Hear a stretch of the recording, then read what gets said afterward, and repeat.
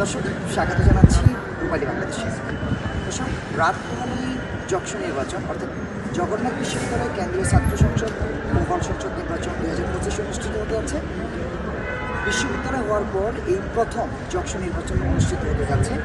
এই নির্বাচনকে কেন্দ্র করে জগন্নাথ বিশ্ববিদ্যালয়ে বর্তমান এক উৎসবের আমেজ দেখা যাচ্ছে এবং শেষ মুহূর্তে যেহেতু এখন প্রচারণা নিষেধ, শিক্ষার্থীদের মধ্যে কোনো প্রচার প্রচারণা করতে পারবে না প্রার্থীরা, সেক্ষেত্রে বর্তমানে একটু আমরা কম দেখতে পাচ্ছি ক্যাম্পাসের মধ্যে সেই আলোচনা। এখানে বিভিন্ন অভিযোগ আসে বিভিন্ন প্রার্থীর বিরুদ্ধে। আমরা একটু কথা বলবো ঐক্যবদ্ধ জবিয়ান প্যানেলের যিনি ভিপি আছেন, ভিপি প্রার্থী রয়েছেন সাম্য, আমরা তার সঙ্গে একটু কথা বলবো।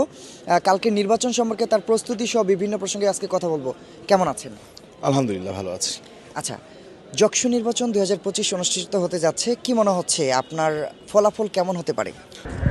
জগন্নাথ বিশ্ববিদ্যালয়ের ছেলেমেয়েরা যারা আসলে একদম জুলাইকে শুধু বাস্তবে জগন্নাথ বিশ্ববিদ্যালয়ের ছেলেমেয়েরা যারা না থাকতে যক্ষু এসে তাদেরকে যারা কালো টাকা টুর্নামেন্টে দিতে চেষ্টা করেছে, তাদেরকে দেখাতে চেষ্টা করেছে যে জগন্নাথ বিশ্ববিদ্যালয় আসলে একদমই আছে, এটার জবাব জগন্নাথ বিশ্ববিদ্যালয় এক এক করে শিক্ষকদের কাছে নিয়েছে, যাওয়ার চেষ্টা করেছি এবং ইনশাল্লাহ শিক্ষার্থীরা তাদেরকেই ভোট দিবে যারা কিন্তু এক এক করে শিক্ষার্থীদের কাছে দিয়েছে।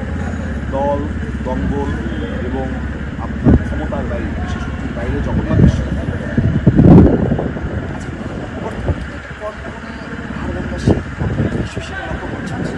করতে পারছেন বলে আমি মনে করি।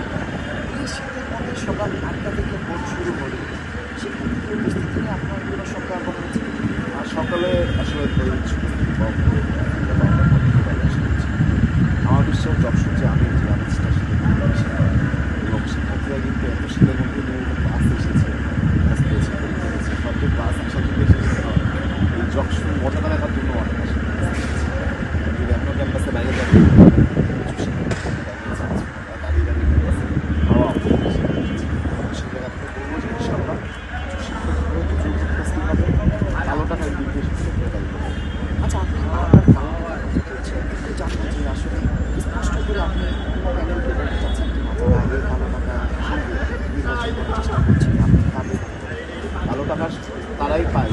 দেখেন কেন কালো টাকা বলি, একটু সহজ আপনার যদি সব নিয়ত থাকতো তাহলে যশোর আপনার কোনো বাকি আপনার কারা করেছে সে এই বাকিগুলো একটা ছাত্র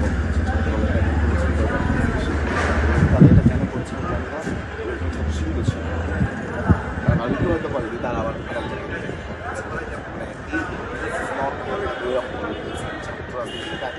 এই ধরনের জিনিস, এই ধরনের টাকার ছড়াছড়ি শক্তি ব্যবহার আমরা বন্ধ করবো বলেই হচ্ছে ছাত্রশিল্প নির্বাচন নির্দিষ্ট করে।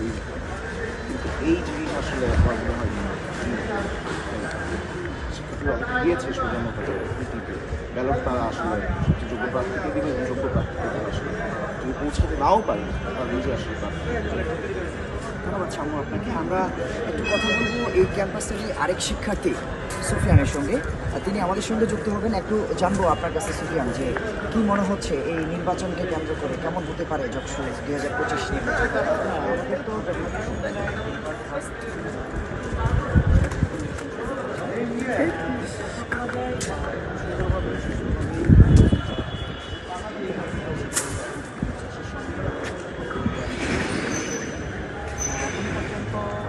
অভিযোগ থাকলেও দেখা যাচ্ছে যে সব কিছু এখনও আমাদের সঙ্গে আরও একজন শিক্ষার্থী উপস্থিত আছেন, রাম, জার্নালিজম ব্যাচের শিক্ষার্থী। আমরা একটু কথা বলবো রামের সঙ্গে। রাম, কি মনে হচ্ছে আপনার কাছে এই যক্ষু 2025 নির্বাচন কতটা প্রিয়? আমার মনে হচ্ছে, কারণ জগন্নাথ বিশ্ববিদ্যালয়ের একটা ফার্স্ট নির্বাচন, সেই আমাদের নির্বাচন কমিশন যে আছে তারা খুব ভালো করে আয়োজন করবে। আমাদের সাধারণ যে শিক্ষার্থী আছে তাদের এটাই প্রত্যাশা যেন আমাদের যক্ষু নির্বাচন, এটা যেহেতু আমাদের বিশ্ববিদ্যালয়ের প্রথম নির্বাচন, আমরা একটা ফ্রি অ্যান্ড ফেয়ার নির্বাচন চাই। অনেক প্যানেলের বিরুদ্ধে অভিযোগ আসছে, আপনি যেহেতু গণমাধ্যমের সঙ্গেও একটা সময় যুক্ত ছিলেন, এই যে অভিযোগ এগুলো আসলে কতটুকু সত্য? এটা তো আমাদের কাছে তেমন তথ্য নেই, এটা আমরা শুনতেছি জাস্ট বিভিন্ন প্যানেলের ভাইদের কাছ থেকে, মানে যে তথ্যগুলো আসতেছে মিডিয়ার মাধ্যমে বা বিভিন্ন ফেসবুক গ্রুপগুলোতে, এটা আমরা জাস্ট এভাবেই শুনতেছি। তো এটার সাথে আমরা তেমনভাবে জানি না আসলে কি বিষয়গুলো কি। ধন্যবাদ আপনাকে। দর্শক যেমনটি শুনলেন যে এই নির্বাচনকে কেন্দ্র করে কিন্তু বিভিন্ন অভিযোগ একে অপরের পক্ষে করা হলেও সেটা সুনির্দিষ্ট কোনো প্রমাণ নেই এবং নির্বাচন কমিশন থেকেও কিন্তু জানিয়েছেন যে তাদের কাছে যদি লিখিত অভিযোগ দেওয়া হয় সেক্ষেত্রে তারা ব্যবস্থা নেবে। এমনকি দর্শক আপনাদেরকে জানিয়ে রাখি ইতিমধ্যে এই জগন্নাথ বিশ্ববিদ্যালয়ের এই যকসুর নির্বাচনে 16,000-এরও অধিক শিক্ষার্থী আগামীকালকে ভোটে অংশগ্রহণ করবেন এবং এর মধ্যে থেকেই জিএস ভিপি সহ বিভিন্ন পদে কিন্তু এখানে যারা প্রার্থিতা করছেন তাদের মধ্যে বের হয়ে আসবেন। যকসুর এই নির্বাচনকে কেন্দ্র করে অবশ্যই আমরা আপনাদেরকে সর্বশেষ তথ্যটি জানানোর চেষ্টা করব।